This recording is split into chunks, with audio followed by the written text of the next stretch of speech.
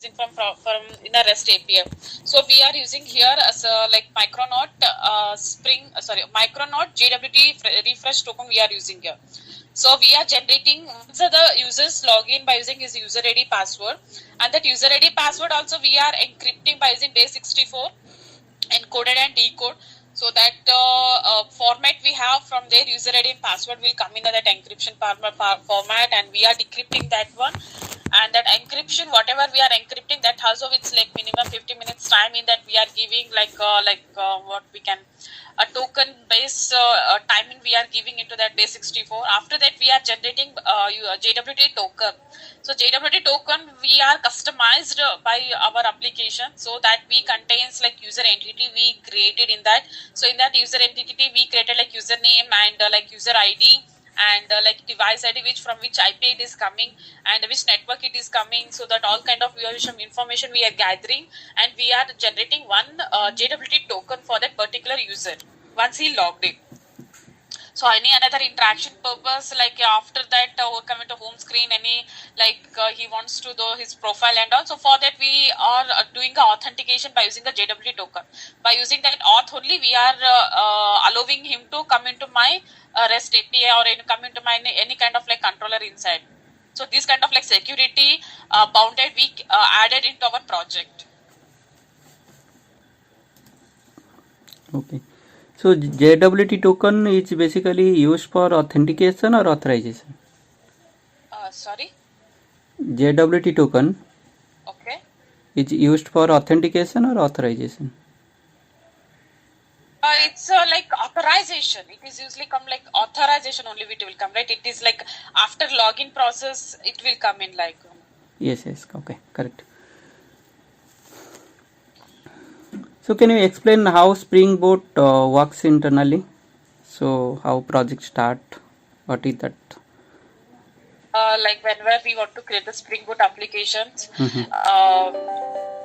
what we can. So first we need to a layer of structures we have in that. We need to think about them. When we create the Spring Boot application, internally it contains the like servers Tomcat and any kind of like servers we can add. Internally it is contain Tomcat and one more. Server it is containing, I'm not remembering. And internally if you want to change the server also, we can change in our like dependency. By adding the dependency it will come into the picture. So once we create the Spring Boot application, so it will contains application and property and all, and creates a like application context it will create in that, and which will like enables which will enables and disables the like meta inf, inf, and that all things we are creating. And internally dependency it is containing the Spring Boot starter data JP. So it will like it's a jars related JP repo and stored into our like Spring Factory class what we are calling, so that it will take. And whenever we create the like one class internally, it will create that application. It will create. So internally it will contains the Spring Boot application. So with internally whatever it contains is content configuration at the bean and one second, at the rate configurations it will gain, and at the rate conditional on the bean and conditional of the class. So at the rate import, so all the things it will compare internally it will contains in that configurations classes.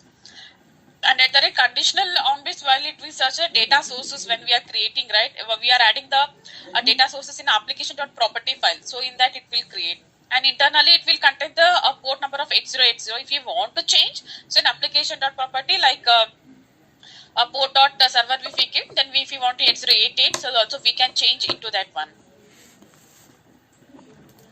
Like Spring Boot application is like equals of like configuration, enable auto configuration, and one more like auto component scan. This is combining of that one. The traditional Spring we can tell in that. Okay. So from one service to another service, how you are calling from? One service by we are using auto wire. Why we are auto wiring and we are injecting that one in our... auto wiring you are just injecting that object, correct? Correct. But I just want to, there is a separate ABC3 C service. Okay, I just want to call from service A to service B and the service. Okay. So how to call that? Service if we have to globally inject that one by using AutoWare. Sorry, you are wrong. So see, these three services are separately running in container. Okay, you inject, no na? How to inject? It is not a You are single telling in application. a single project or a different microservices project, Yes, because we different microservice project. Yeah, correct, because you added a container, so I'm asking. Yes, yeah. correct now. Yeah. So So by using like HTTP calls also we can use by interacting each other, or else we can use like any kind of messaging queue also we can use in that for yes, internal like interaction or communication purpose. yeah, okay. So do you use any REST template or Yes, REST template only, like HTTP REST template we are using in that. yeah, Or else we can use the like messaging queue also. If we yeah, use that, is not like mandatory to use the HTTP only. yeah, you are using Kafka, right? Yes, I'm using a Kafka, but both, like we have a multiple microservices, right? From A and B, I'm using like HTTP, like X and Y, I'm using a Kafka. Like we have a it's a big project, right? So we have a like different mode we are using in that. Okay. So if you want to change by default server is Tomcat, other server I want to add, how to do that? Oh, first we need to add the dependency in that. Yeah, If whatever, if you want to use like Tomcat 8 or we are using like Tomcat 7, we need to override the like in the Maven it's a Tomcat and version property and that all things we need to use in that. First we need to add the dependency first into that or form in that. okay, but we need to exclude Tomcat, na? Yeah. First we need to do that one. After that only it will come. Yeah. Yes. Okay. Yeah. So in Spring Boot, how you are handling like exceptions? So exceptional. We have a annotations also we are using, and in our application, so we created different project we are creating for exceptional handling for the purpose only exceptional handling and like error handling in the REST API, Spring Boot, and the like in the Spring if you go for like at the rate exceptional handler, we have like annotations. So by using that also we can use in that. Okay. Multiple ways are there. We can use in that exceptional handler we can use, and like a custom exception handler if you want to use, so that also we can use. Default also we have in that. Okay. So do you have experience in JPA? JPA repo, yes I have. Okay.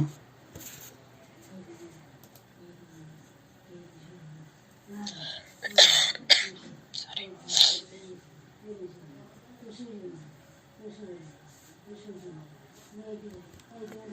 So for JPA, I just want to modify, I just want to update one column. I have a table. I want to update or delete one column. So what is the process? Can you tell me? Okay, first we need to find by ID. First we need to get that data is there or not. First we need to check once we are updating something. See, my name is like when I update one to my mobile number, right? So my row is there in our table. So first in that, first we need to check that Soumya is there or not. First we need to check in that. So after that we can like by using the entity format. So we can use like by using that. When we fetch the data, right? So in that optional classes or any kind of entity classes we will get. So whatever we want to just update that entity.set we need to do. Set the mobile number, that mobile number we want. So that whatever the repo we have, so like user repo. So user repo dot update that entity if you give, then it will update.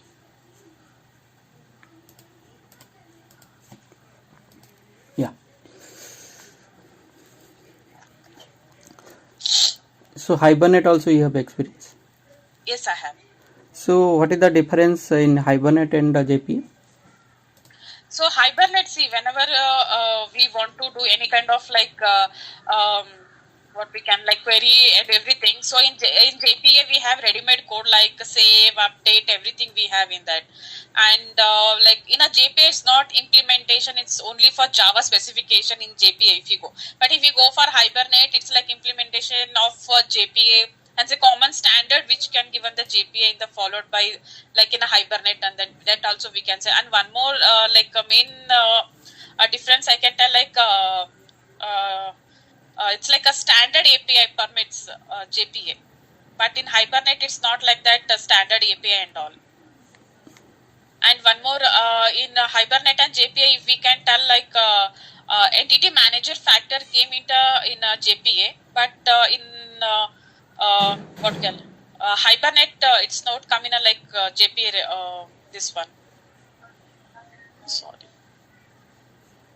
And like entity manager will come in a JPA, but in a like normal manager will came into in a JPA.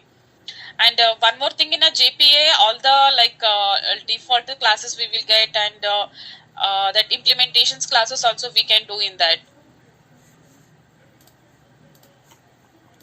Okay.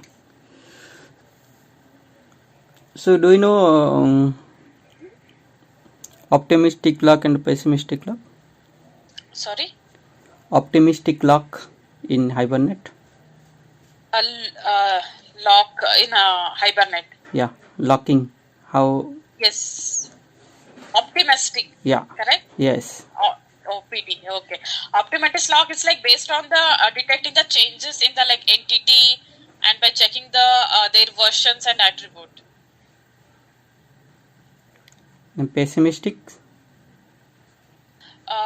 Pessimistic, it's like then it is only for released, and when the transaction completes, right, and that the object is not accessible, then it will came into picture. Pessimistic. Okay. How to handle the transaction management in Spring Boot? At the transactional annotations we can use. Okay. So what are the propagations are there? Sorry? What are propagations? Propagations. In the propagations, can you clear me the questions? Means I am just asking what are the propagations in transaction management? Transaction management. Yeah. Okay, propagations. Like what are the propagations required that you are asking? Yes. What are there? Yeah. We need to check that it's active is there or not. Then we can check in that. And like what we call like commit the transactional, that we need to check in that. Okay. Like propagations like required, like transaction propagation is that the propagation is required, so that we need to check in that. So do you know what is that propagation required exactly, where we used? So that it's like a business logics transactional boundary that we can tell the propagations. To get the transaction, to get the like a transaction according to the propagations and all. So required, there are multiple propagations like required and all. Okay. Support required, like that we have in that. Yes, yeah.